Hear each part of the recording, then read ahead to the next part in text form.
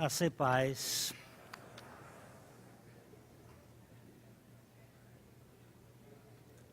Vamos abrir nossas Bíblias em Colossenses, no capítulo 3.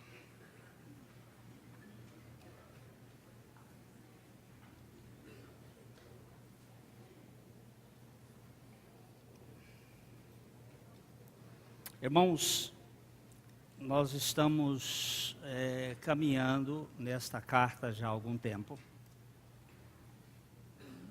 Não temos pressa.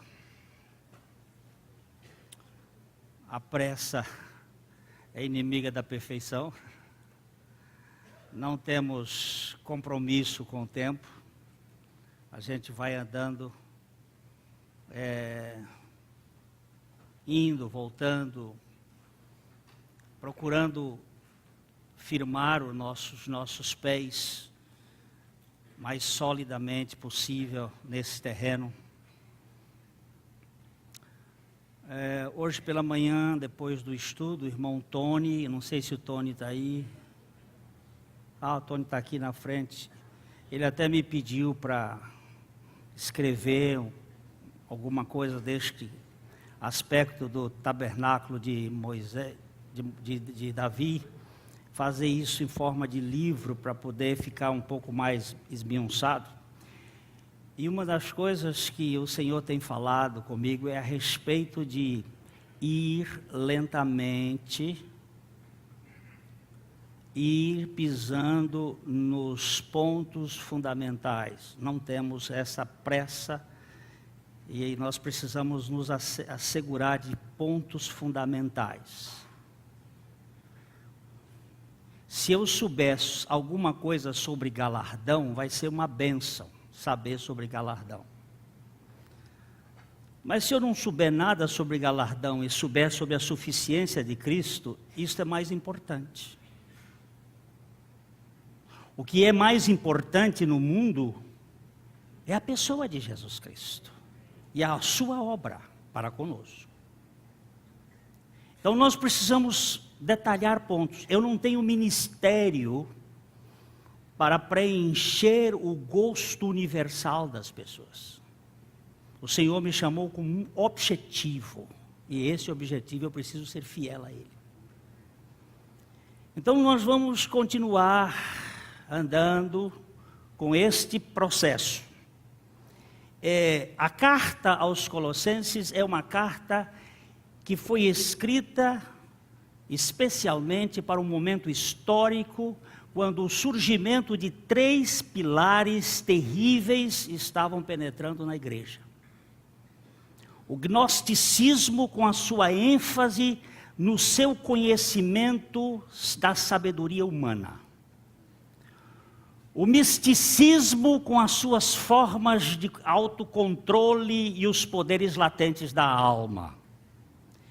E o judaísmo, com as suas manifestações tradicionais de coisas que já tinham sido passadas. Com este foco, o apóstolo coloca toda a sua lanterna acesa na suficiência de Jesus Cristo, na sua pessoa. Os 2 primeiros capítulos são muito mais doutrinários. A partir do 3º capítulo, nós temos umas coisas práticas, objetivas. Ele primeiro trata da doutrina e depois ele trata da prática.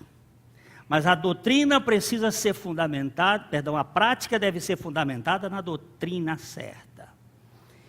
Então nós estamos aqui no capítulo 3, já andando devagarzinho, nós estamos aqui no verso 12. Vamos mais uma vez no verso 12. Revesti-vos, pois, como eleitos de Deus, santos e amados, de ternos afetos de misericórdia, de bondade, de humildade, de mansidão, domínio próprio. Querido Pai, com a Tua misericórdia, com a Tua graça, fala conosco. conquista o nosso coração inteiramente para ti.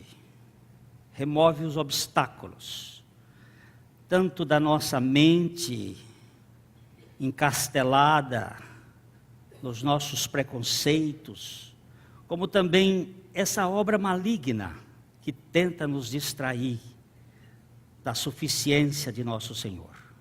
Vem falar conosco. Opera pelo teu Espírito. Nós oramos agradecidos no nome de Jesus. Amém. Cassandra Lindell é uma escritora que procurou fazer uma narração baseada numa narrativa de Apiano, no primeiro volume do livro Maravilhas do Egito. E essa história também está, aqueles que gostam de pesquisar, em Noctis Ativa, volume 15 de Altos Gélios. Eu estou dando aqui porque às vezes há pessoas que estão pela internet querem saber aonde foi a fonte que foi feita esta citação. Eles me pedem, então para que isso não fique aí procurando, já está a fonte dada, e aí pode buscar. Com o coração acelerado e as pernas doendo, ele chegou à floresta. Andrócolis sabia que não existe nenhum outro lugar seguro. Ele poderia sobreviver ali, encontrar raízes e frutos, livrar-se de animais ferozes. Andrócolis tinha poucas opções. Se fosse preso, seria executado como um escravo fugitivo. Morte na certa. Ele imaginava como seria a angústia de viver se fosse descoberto. Cada pinha que cai mansamente na relva verde e macia sob os seus pés era o suficiente para sobressaltá-lo. Sua cabeça se movimentava de um lado para o outro, para que os olhos arregalados pudessem enxergar os soldados que o procuravam. Ele necessitava de abrigo. A chuva pairava no ar e em breve anoiteceria. Através das árvores, ele avistou uma abertura na rocha. Imaginando que pudesse dormir ali apenas por uma noite, Andrócolis rumou naquela direção. De repente ele parou. Deitado à direita da abertura, havia um leão. Movido pelo instinto, Andrócolis correu, orando ao Senhor para que o animal não estivesse de estômago, que o animal estivesse de estômago cheio. Ao perceber que não estava sendo perseguido, ele diminuiu o ritmo e parou. Quando olhou para trás, viu que o leão não saíra em sua perseguição e continuava deitado. O único movimento do animal foi girar a cabeça, olhando para o homem, com ar de tristeza. Assim Andrócolis pensou. Lentamente ele começou a retornar ao local. O leão estava machucado. Andrócolis dirigiu-se a ele carinhosamente, acariciou-lhe a juba e as costas, à procura do ferimento. Finalmente encontrou uma grande farpa enfiada na perna. Um corte profundo na perna sangrava e o leão estava prestes a morrer. O homem rasgou um pedaço da sua túnica, limpou a ferida e atou aquele corte. O leão estremeceu, deu um gemido e, como que desmaiado, adormeceu. Naquele instante a chuva começou a cair. Andrócles entrou na caverna, caiu no sono profundo. A longa corrida para fugir da cidade o deixara exausto. Minutos depois, ele despertou no exato momento em que o leão entrou na caverna e aproximou-se dele, arrastando a perna e desabando no chão ao seu lado com respiração ofegante. Durante alguns dias, Andrócles tratou do leão. A caverna era grande, e o homem e o animal moraram juntos ali durante várias semanas. Andrócles encontrou uma fonte de água fresca nas proximidades. Os dois caçavam e juntavam o alimento de que cada um necessitava. Um dia, enquanto Andrócles pegava água na fonte, sentiu um objeto afiado pressionando o seu pescoço. Não se mexa, uma voz impiedosa ordenou. Existe uma boa recompensa pela vida de um escravo fugitivo, você sabe. Levante-se bem devagar. Forçado a voltar para a cidade, Andrócles pensou em seu amigo leão, sabendo que nunca mais o veria. Ele foi conduzido à presença do imperador para ser julgado e recebeu a sentença de morte. Os soldados o levaram a uma cela de pedra construída debaixo da arena, onde deveria permanecer ali até o dia da execução. Finalmente, ele foi levado à arena.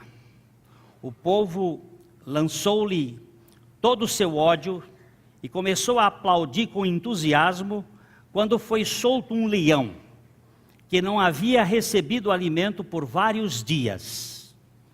Os soldados o cutucavam e o instigavam para provocar a ira do animal, que rugiu ao ver o homem e correu em direção a ele. Andrócles sabia que não teria nenhuma chance. Mesmo assim, ele retesou os músculos para lutar, pronto para ser ferido.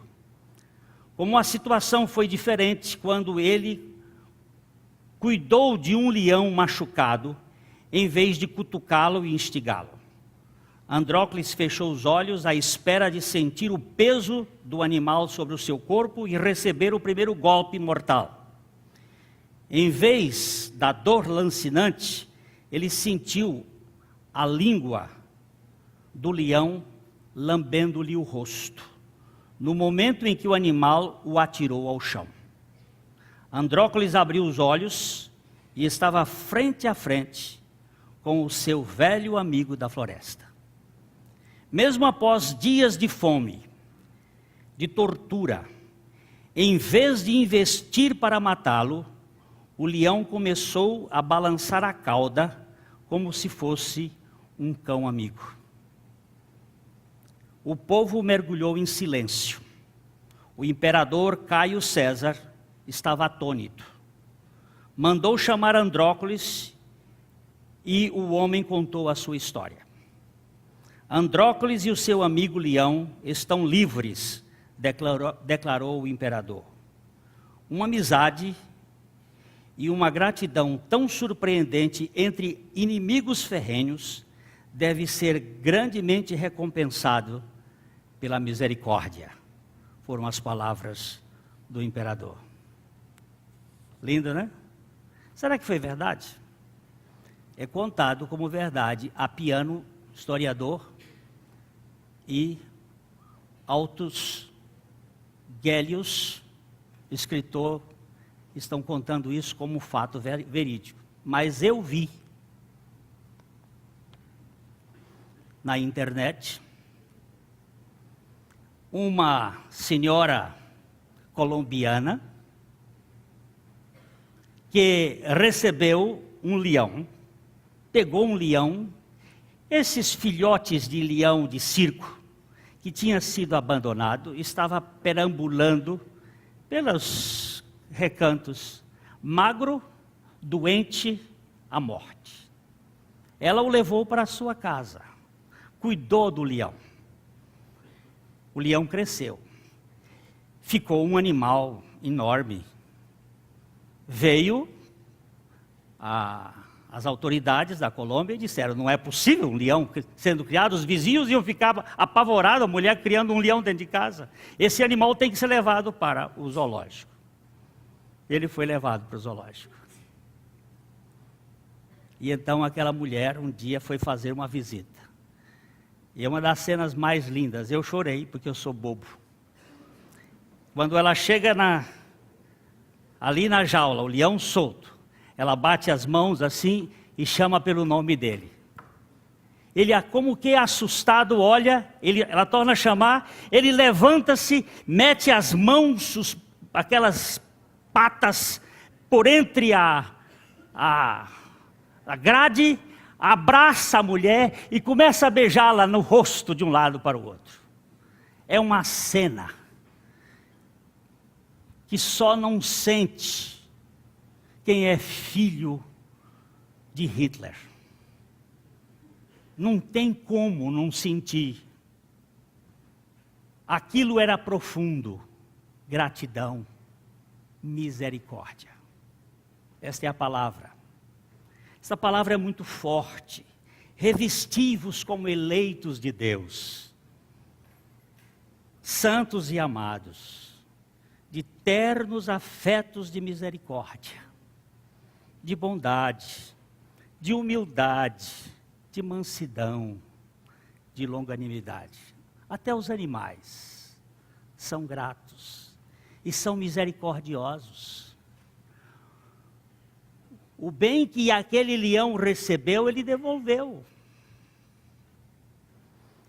Misericórdia é a roupa, é a primeira roupa das 5 que nós devemos vestir. Vamos voltar um pouquinho. Vamos para o capítulo, o versículo 5. Valdir, por favor, versículo 5 de de Colossenses 3. Fazei, pois, morrer a vossa natureza terrena, prostituição, impureza, paixão lasciva, desejo maligno e avareza, que é idolatria. Aqui nós temos as 5 roupas internas da carne. São roupas da carne, ligadas à nossa natureza carnal. Ele está dizendo que é preciso fazer morrer essa natureza terrena. Muitas vezes eu senti e sinto os impulsos desta natureza terrena.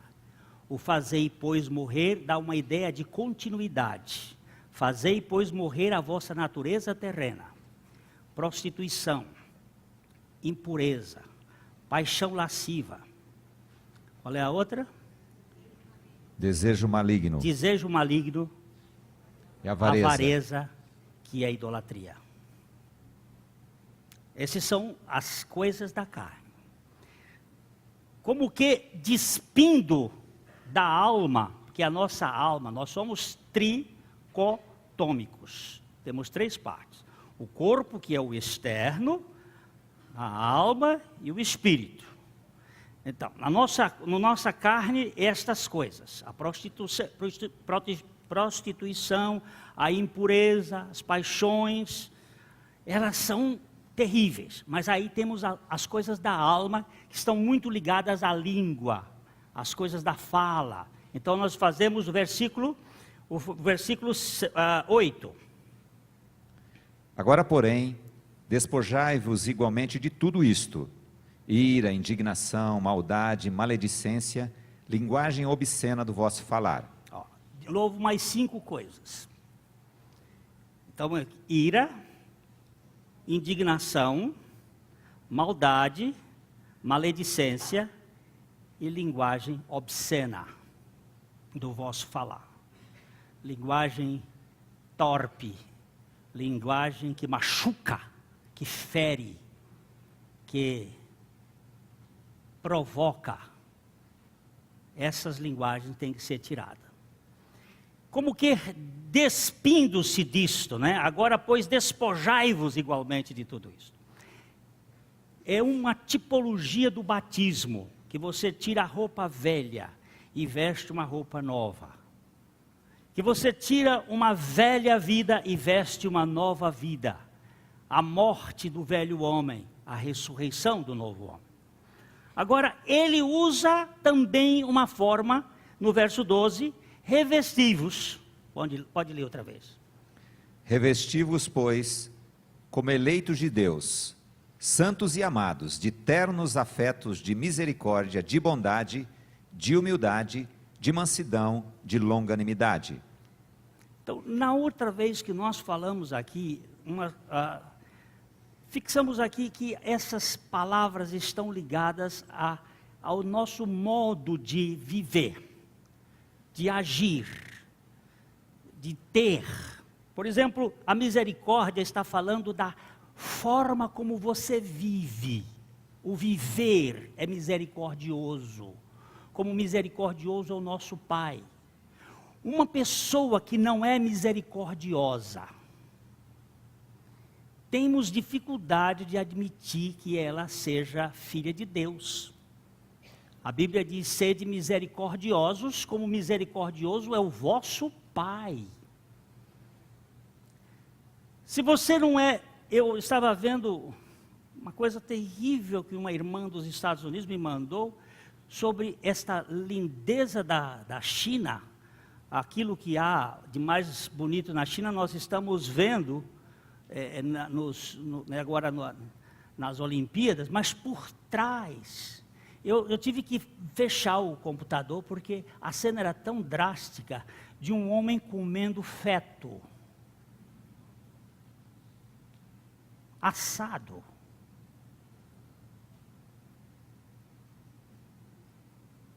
E as torturas com os cachorros. Você viram? As torturas com os cachorros, com os gatos.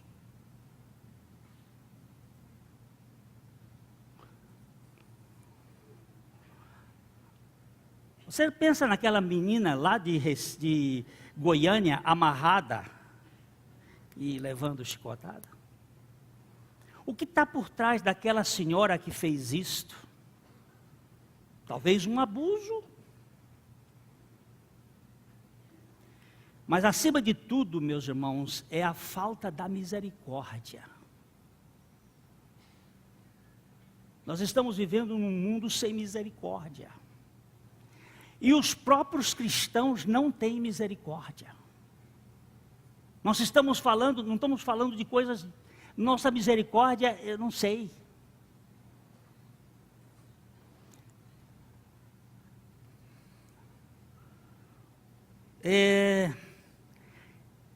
A maneira de viver é misericórdia. A maneira de fazer é benigna. Ele diz bondade numa versão, mas a palavra que é usada aí é benignidade.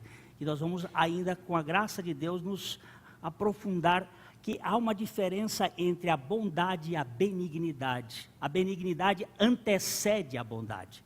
Você pode ser bondoso sem ser benigno, mas você nunca poderá ser benigno sem ser bondoso.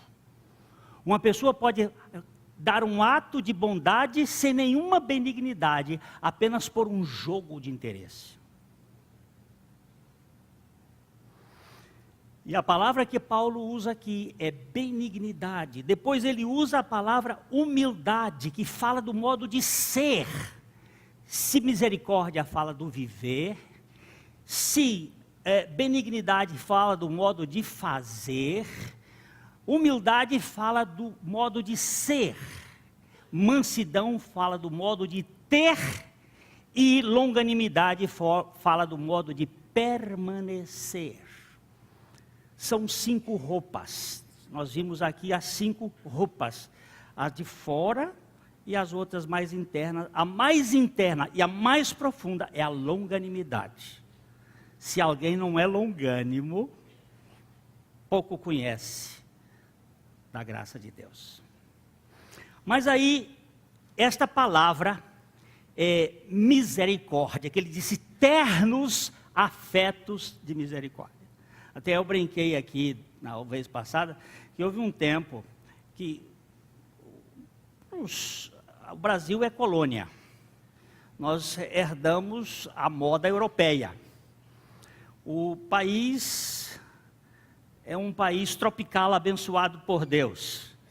E tem até a Negra Teresa. Mas aqui é quente.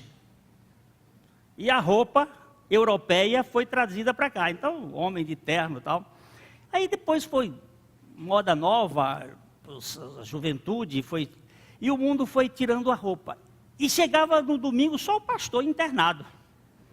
Todo mundo aí à vontade, de manga de camisa, e pastor de terno e gravata, né? Aquele ser único na face da terra. Não era nem na segunda, terça, quarta e quinta em São Paulo, os empresários andam de terno, mas na sexta-feira é o dia do casual, é o dia da casualidade, da coisa bem mais informal. E o pastor não tinha, ele podia vir segunda, terça, quarta, quinta, sexta, sábado, bem mais à vontade. Domingo, aí, por uma conversa com os pastores, nós tiramos os ternos. Mas não podemos tirar os ternos afetos de misericórdia. Esta palavra, ternos afetos de misericórdia, vem de uma expressão splankna. Nós falamos que essa é uma palavra muito interessante. Os chineses, que têm uma medicina muito antiga e muito interessante, que é a acupuntura, eles dizem que o coração está ligado ao intestino delgado. E essa expressão que você ouve assim, fazer das tripas coração. Já viu essa expressão? Fazer das tripas coração, é exatamente isto. É você fazer com que o seu ventre se comova, sinta compaixão pela realidade do sofrimento do outro. Misericórdia. Vem nas entranhas, significa vísceras em estado de contorção, sentindo a dor do outro. E a outra palavra que aparece aí para ternos afetos de misericórdia é oiktirmon, que vem de oiktos, que significa sentir a dor, ter compaixão.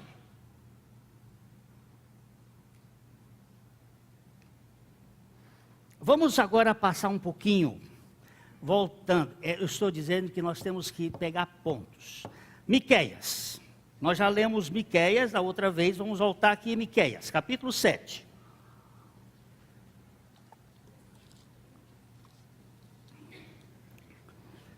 Algumas pessoas não gostam do profeta Miqueias, porque Miqueias é um homem que tem muita misericórdia. Hoje nós falamos de um profeta que não tinha misericórdia nenhuma, Jonas. Ele queria que todo mundo fosse morto e acabasse com tudo. E principalmente os maus.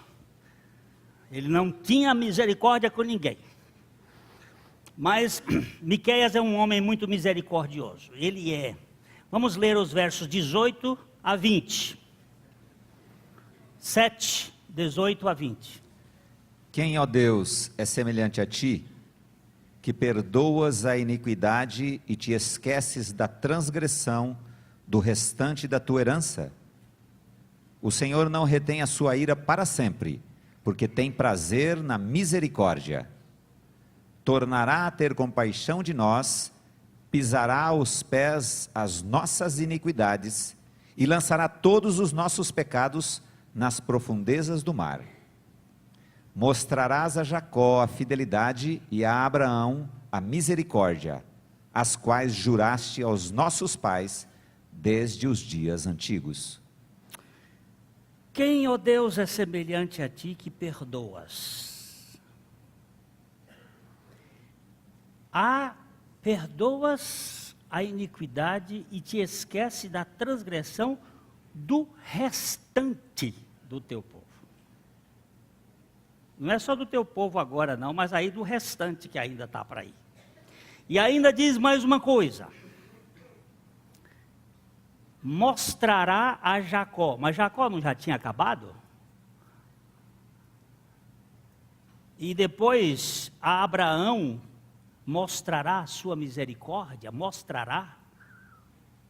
Não devia dizer mostrou a Jacó, mostrou ao povo de Deus, ao povo dele, ele continua mostrando a sua misericórdia. E a palavra que é muito importante aqui é esta aqui: ele tem prazer na misericórdia.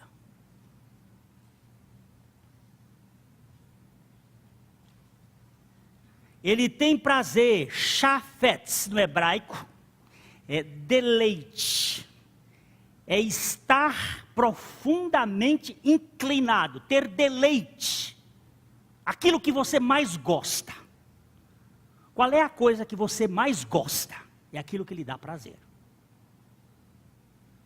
Aliás, vamos ler Isaías capítulo 62, versículo 4. Isaías 62, 4. Tem uma expressão linda aí.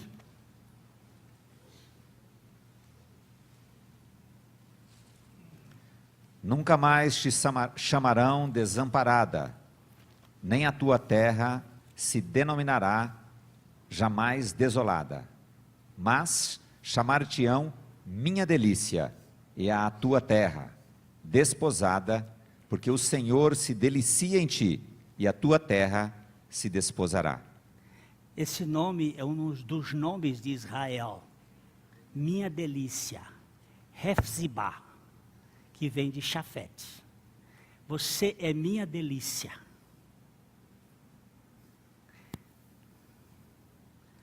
Eu tenho 3 filhos, um homem, 2 moças. Todas as vezes que eu encontro com eles, às vezes boto no colo e digo para ele: vocês são minha delícia. Cada um deles é minha delícia. Aquele homem daquele tamanho. Domingo passado eu abracei minha delícia. Meu Hefzibá. Meu doce de coco. Se bem que eu não gosto muito de doce de coco, não. Tem que ser um outro doce de abóbora. Sem coco. Minha gostosura. Deus olhando para o seu povo. Você já pensou nisso?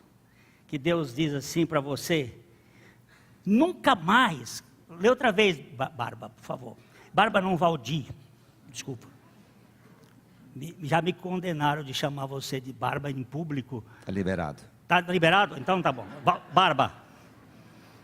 Nunca mais te chamarão desamparada, nem a tua terra se denominará jamais desolada, mas chamar-te-ão minha delícia, e a tua terra desposada, porque o Senhor se delicia em ti, e a tua terra se desposará. Que coisa, minha delícia, meu prazer, minha gostosura. Vamos dar uma olhadinha em Oséias. Oséias é aquele profeta que casa com a prostituta. E Deus usa a figura da prostituta mostrando o seu povo, que havia se prostituído com Baal. E este profeta usa aqui uma expressão muito linda, no capítulo 2, no verso 19. Desposar-te-ei comigo para sempre. Desposar-te-ei comigo em justiça e em juízo, e em benignidade e em misericórdias. Eu vou fazer juízo, fazer justiça, mas benignidade e misericórdia. Juízo e justiça estão voltados para o Calvário. Benignidade e misericórdia estão voltados para a ressurreição, para a obra de Deus nos revestir de misericórdia. Eu vou fazer um casamento com você com misericórdia. Esse casamento com misericórdia não tem divórcio, não tem separação, Porque a misericórdia se renova todos os dias. E a fidelidade de Deus vai nos acolhendo cada vez mais. No texto de Miqueias, ele diz assim, vamos ver. Quem, ó Deus, é semelhante a ti, que perdoas a iniquidade e te esquece da transgressão do restante da tua herança? O Senhor não retém a sua ira para sempre, porque tem prazer na misericórdia. Tornará a ter compaixão. Compaixão. Palavra muito semelhante a splankna. Esta palavra é racham. Racham vem de rechem. Rechem é ventre, é barriga. Você vai encontrar um texto bíblico que diz assim: pode a mulher que amamenta esquecer do seu filho? Como é que está? Isaías 49:15, por favor. Isaías 49:15. Acaso pode a mulher esquecer-se do filho que ainda mama, de sorte que não se compadeça do filho do seu ventre? Mas, ainda que esta viesse a se esquecer dele, eu, todavia, não me esquecerei de ti. Opa!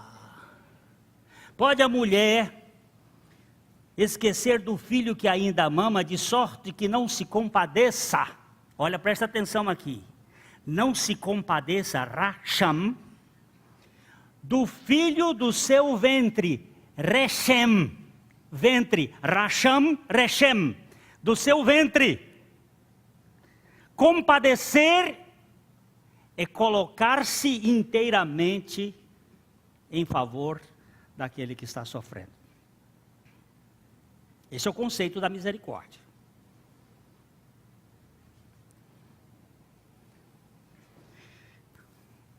Jesus fez grande... A maioria dos milagres de Jesus foi movido por compaixão, por misericórdia.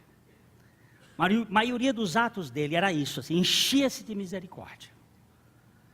A misericórdia vinha, íntima misericórdia. Íntima misericórdia. O ventre mexia.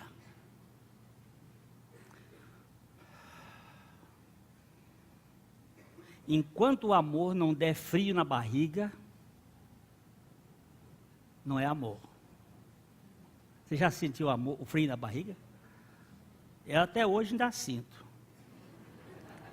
Só porque a pressão da minha mulher subiu essa semana de uma maneira vertiginosa, me deu um frio na barriga.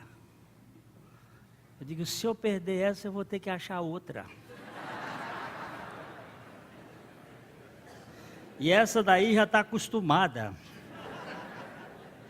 Mas esse frio... Vamos para Mateus capítulo 9, versos 35 e 36. Mateus 9. E percorria Jesus todas as cidades e povoados, ensinando nas sinagogas, pregando o evangelho do reino e curando toda a sorte de doenças e enfermidades. Vendo ele as multidões, compadeceu-se delas, porque estavam aflitas e exaustas, como ovelhas que não têm pastor. Olha aí, o verbo compadeceu-se, esplancnizomai, sofrendo, porque elas não estavam como que exaustas, aflitas, sem pastor. Esse é o sentido da misericórdia. Não é dever, é misericórdia.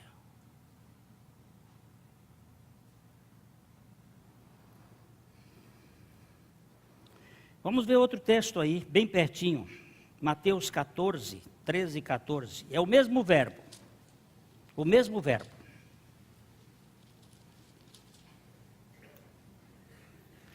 Jesus, ouvindo isto, retirou-se dali num barco para um lugar deserto, à parte.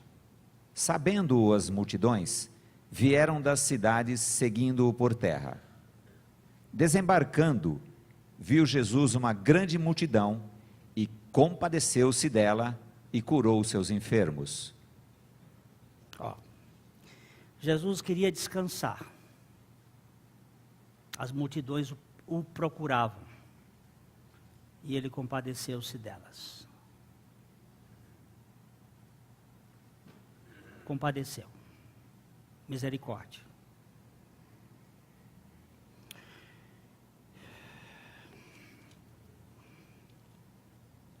Vamos para Mateus, voltar um pouquinho, Mateus aí, 9, 10 e 13, 10 a 13.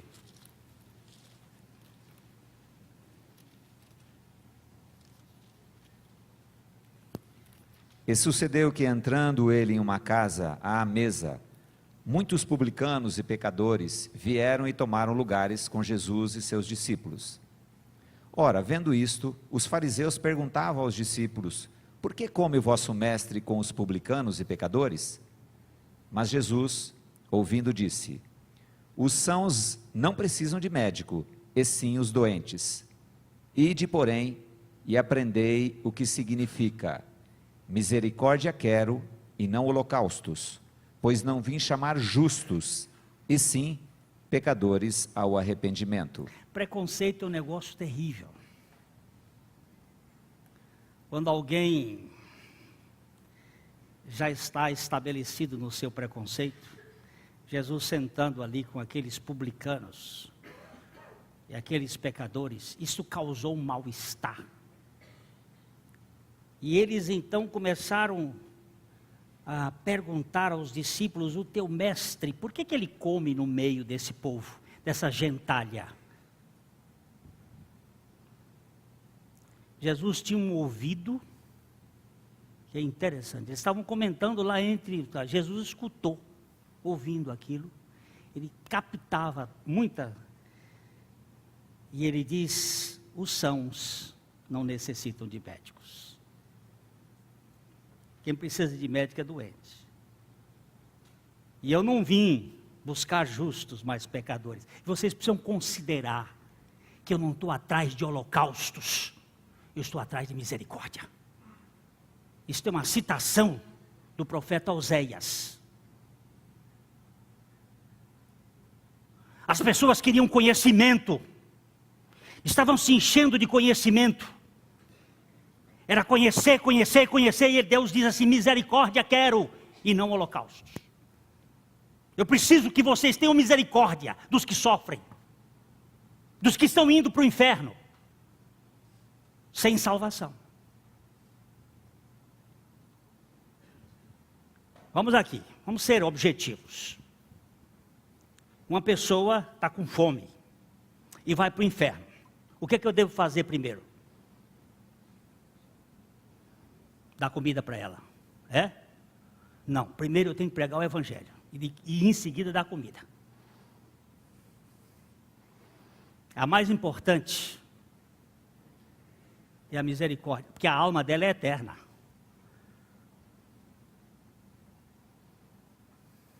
Então vamos sentar aqui nós dois. Enquanto eu vou preparar a comida, você precisa escutar. Aquela irmãzinha lá do Rio de Janeiro chegou na casa dela, depois do dia de trabalho, e viu que a luz estava acesa, e ela disse: mas eu deixei a luz apagada. E enquanto ela trancava a porta aqui, ela olhou para o lado e viu um monte de coisas dentro de um saco. E ela disse: uau! Já o revólver encostava na cabeça dela e dizia assim: dona, não grita. Não fale nada. Eu vim aqui para roubar a sua casa. Ela disse: tudo bem, o senhor pode abaixar a sua arma e pode levar tudo. Pode ficar tranquilo. Olha, eu estou com uma fome, ela foi dizendo. Eu estou com uma fome doida. Eu trabalhei hoje o dia todo, nem almoçar, almocei. Você também deve estar com fome. Não vem com conversa não, dona. Disse: não, eu vou preparar o jantar. Se você quiser jantar comigo, você janta.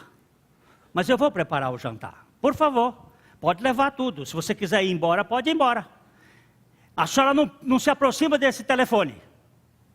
Disse, o senhor pode arrancar o telefone, pode arrancar que eu não vou ligar para ninguém. Moço, eu tenho muito o que fazer, vamos fazer aqui. E aí ela começou logo a pegar a panela e foi para o fogo e começou a fazer um bife e esquentar o arroz que estava na geladeira e foi fazendo coisa e conversando com ele. E o ladrão parou com um revólver ali na mão. Essa mulher é doida. E ela foi conversando com ele, foi conversando, daqui a pouco botou a mesa, botou 2 pratos, sentou-se e disse, mas agora eu preciso falar com o senhor uma coisa. Você vai jantar comigo, não vai? Vou. Mas antes de você jantar, eu preciso lhe falar uma coisa. Você tem uma alma, e ela é muito importante. A sua alma é eterna. E aí começou a falar de Jesus. E aí foi falando. Aí disse, agora vamos dar graças a Deus para a gente vai comer.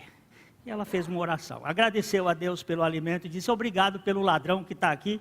Eu não sei o nome dele, mas ele está aqui, vai levando as coisas e o Senhor abençoa ele. Terminou a conversa, ele já estava com o revólver em cima da mesa. E terminaram, jantaram. Ele disse, agora eu vou embora. Fica tudo aí. Ela disse, não, pode levar. Ele disse, não, dona, eu não preciso mais disso. Eu preciso que a senhora me diga quem é mais.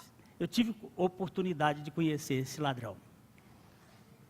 O pastor Antônio, lá no Rio de Janeiro, da Igreja Assembleia de Deus. Uma mulher que estava mais interessada na salvação de um homem do que nos bens dela. É possível fazer isso? É possível. Mas se nós não tivermos misericórdia, a gente entra em apavor, ela fica logo... Mas e o leão ferido lá? Ele não morde? Morde.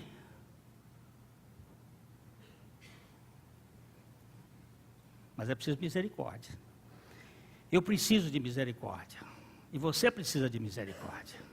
O mundo está sofrendo por falta de misericórdia. Tem misericórdia comigo, gente. Senão, esse mundo vai sofrer mais. Queridos, vamos aqui um pouquinho mais.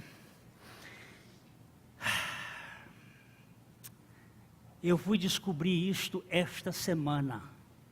Já li esse texto não sei quantas vezes. Nunca tinha enxergado. Não tinha enxergado.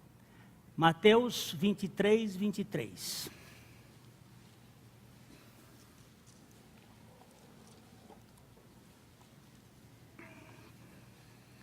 Ai de vós, escribas e fariseus hipócritas, porque dais o dízimo da hortelã, do endro e do cominho, e tendes negligenciado os preceitos mais importantes da lei, justiça, a misericórdia e a fé. Devíeis, porém, fazer estas coisas sem omitir aquelas. O judeu ortodoxo, mais legalista, eles davam o endro, o dízimo do endro, do cominho e da hortelã. Se ele desse um maço de hortelã para você, ele tinha que dar o dízimo daquele maço de hortelã que ele lhe deu.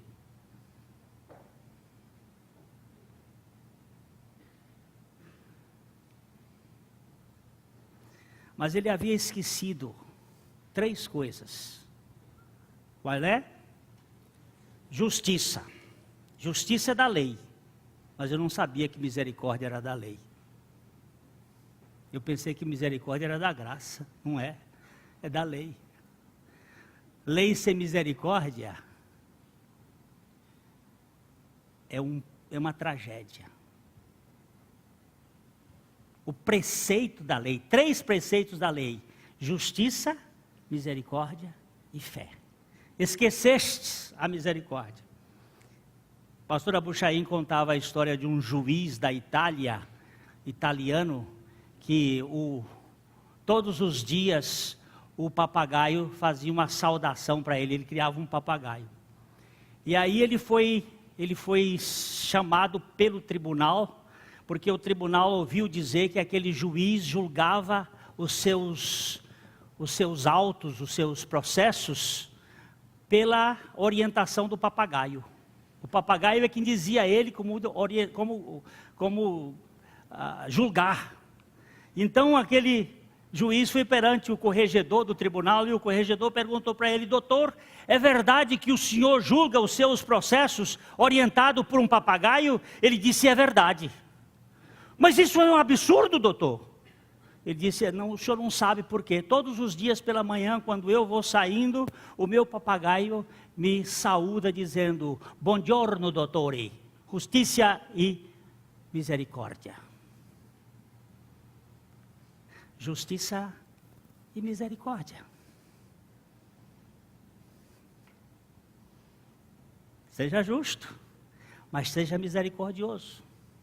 Não seja justo demais, que justiça demais, Salomão já viu, dá problema. E não seja justo de menos, porque a misericórdia vai equilibrar aí essa questão. Irmãos queridos, vamos voltar a este ponto de Tiago. Eu vou acabar já, mas vamos voltar a esse ponto de Tiago. Depois eu não vou mais para frente não, viu? Pode ter certeza que na próxima vez que o Thomas me escalar, eu estou aqui. Nesse texto.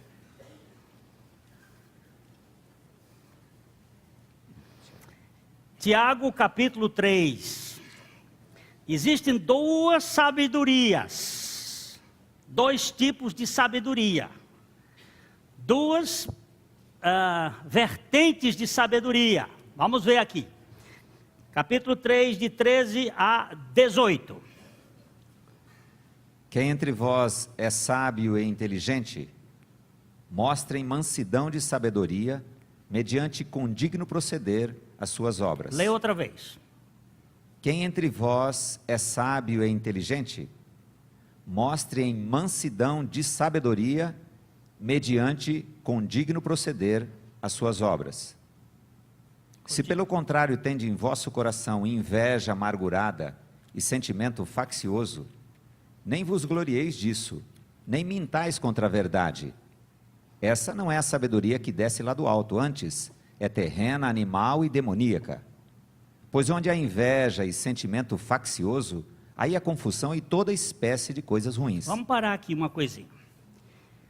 Se pelo contrário, tendes em vosso coração esta palavra inveja. Esta palavra é a primeira expressão de assassinato da face da terra. Caim matou Abel, porque invejou seu irmão. Inveja. Mas não é só inveja. É inveja amargurada. Sabe o que significa uma inveja amargurada? É aquilo que fica sendo remoído dentro do coração. Eu não sou o Mike Phelps. E aí eu vou estourar, porque eu não consigo ser aquele monstro de pé de pato. Não consigo ser aquele ápice. Aí começo a amargurar. Você vai verificar, não existe inveja por gente feia. Você nunca viu ninguém invejar o feio. Não existe inveja por gente pobre. Não existe inveja por gente doente. Ah, eu quero a doença daquele. Não existe. Inveja é um sentimento pecaminoso de querer ser melhor, de querer ser maior, de querer ser mais importante. E essa inveja amargurada, que fica lá dentro, gerando uma série de coisas, ela vai trazer uma outra coisa que aparece ali. Inveja amargurada e sentimento faccioso. Presta atenção nisto aqui. É a inveja amargurada que gera o sentimento faccioso. Esta palavra aqui, eritheia, é uma palavra bonita. Era o trabalho de um trabalhador, que depois se tornou, na evolução, uma espécie de recompensa ou propina, que acabou sendo uma espécie de venda de votos na eleição. Que uma das coisas mais vis que pode acontecer é um candidato, que tem um nome lindo, candidato, é uma pessoa cheia de luz, comprar um voto de uma outra pessoa.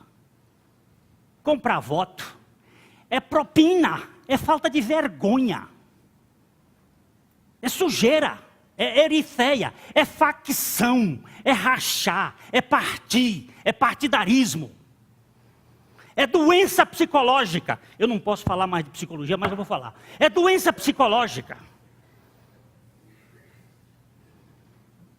É doença profunda da alma. Eritheia. E ele diz que esta coisa, ela tem 3 características. Ela é terrena. Ela é animal. É psiquicon. É almática. É ciumenta. É rancorosa. Gera divisão. Eu não quero mais a sua presença comigo, porque você cheira leproso.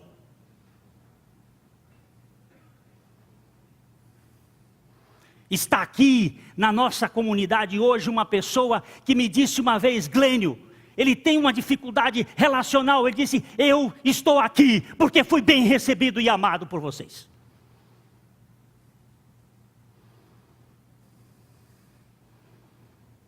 Mas a gente tem a discriminação.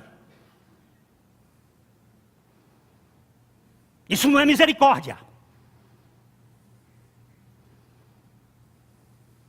Eu me lembro daquele velho pai o criador do exército da salvação. Me ajuda, Thomas. General Samuel Both. Obrigado, Tom. Obrigado. Não foi o outro. Samuel Both. General Samuel Both. Ele andando nas ruas de Londres. General do Exército da Salvação. Exército da Salvação não é o exército de Hitler, não. É o Exército da Salvação. Que prega o Evangelho. Que põe bombo. E o povo vestido de roupas de exército. E ele saía nas ruas de Londres. E passava naqueles guetos onde estavam as prostitutas, e ele olhava para elas e dizia: bom dia, minhas filhas, Deus abençoe. Bom dia, minhas filhas, Deus abençoe você. O Senhor te abençoe, te dê um bom dia, minha filha. E o velho general ia embora. No outro dia, elas se encontravam e diziam assim: hoje o sol brilhou aqui na rua. Sol? Em Londres? Pois só tem aquele fog? Não, mas o general Both, ao sorrir para aquelas moças e mostrar a misericórdia de Deus, o sol brilhava. Bom dia, minhas filhas. Irmãos, eu sou tão impiedoso, tão duro, e habito no meio de um povo tão impiedoso. Eu vou contar para vocês, depois eu vou levar, que eu estou sendo acusado de ter roubado um irmão. Mas eu vou mexer nisso mais depois. Não podemos viver com cara de mentira.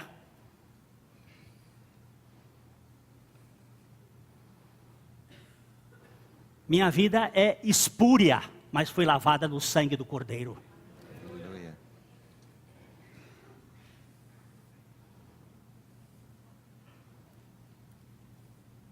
Agora, qual é a sabedoria lá do alto? A sabedoria, porém, lá do alto é primeiramente pura, depois pacífica, indulgente, tratável, plena de misericórdia e de bons frutos, imparcial, sem fingimento. Ora, é em paz que se semeia o fruto da justiça para os que promovem a paz. Cheia de quê? Cheia de quê? Quem é o homem que cumpre a lei? Quem é o homem que cumpre a lei? Ninguém sabe? É aquele que usa de misericórdia. Você se lembra dessa história, não lembra? Um homem descia de Jerusalém para Jericó e foi atropelado lá por um ladrão. Tiraram tudo dele e deixaram o semi-morto. Quem passou primeiro? Pode mexer a sua câmera. Quem passou primeiro? Hein? Quem passou primeiro? Quem passou primeiro? O sacerdote. Passou, olhou e foi embora. Quem passou segundo? O levita, que cuidava do templo, o administrador. Passou, olhou e foi embora. Quem passou terceiro? Quem passou? Um adversário do povo de Israel. Um inimigo. Quem passou foi o samaritano. Passou, olhou, aproximou. Você é o cara quebrado. Aproximou. Pegou, foi no alforje, tirou um óleo, untou a ferida, botou em cima da sua cavalgadura, pegou, levou, foi a pé, porque só tinha um. Levou, foi à estalagem, entregou ao estalajadeiro, toma conta desse homem, quanto custa? 2 denários aqui, quando voltar, se tiver alguma dívida, eu te pagarei depois, mas cuida desse homem. E aí, Jesus usa assim, quem deles, dos tais aqui, é o próximo? Ele disse, o que usou de misericórdia. E Jesus diz, vai tu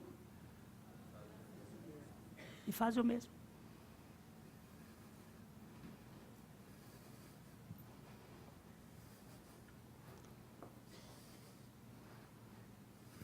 Qual é a roupa que vai ficar por lá de fora?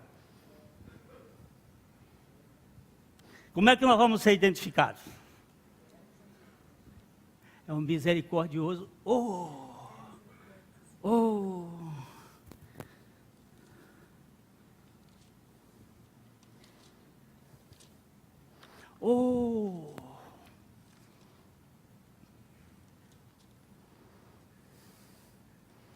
Senhor,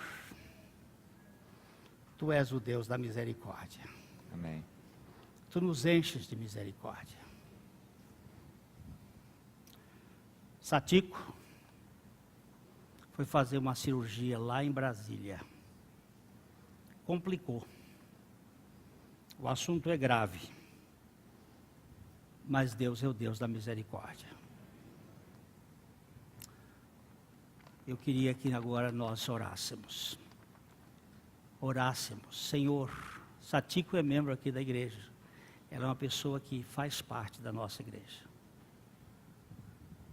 Mas se fosse uma pessoa que não fizesse parte, se fosse o Fernandinho Beiramar,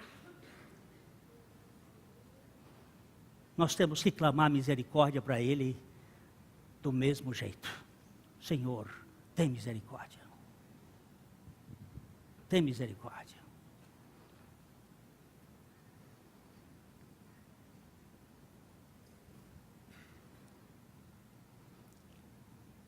Guardar a amargura, meu irmão, é uma coisa terrível.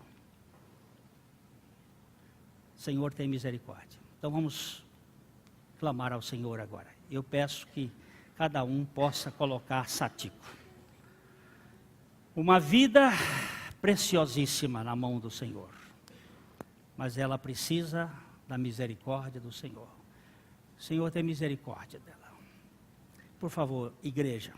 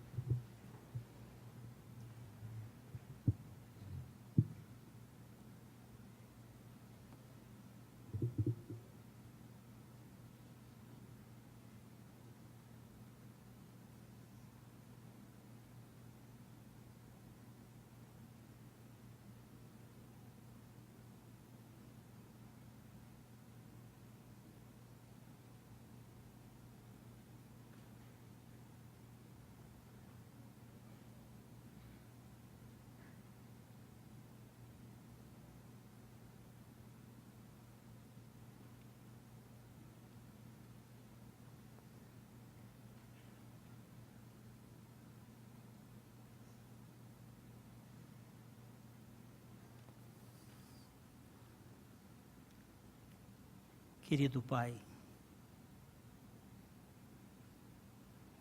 nós somos gratos a Ti,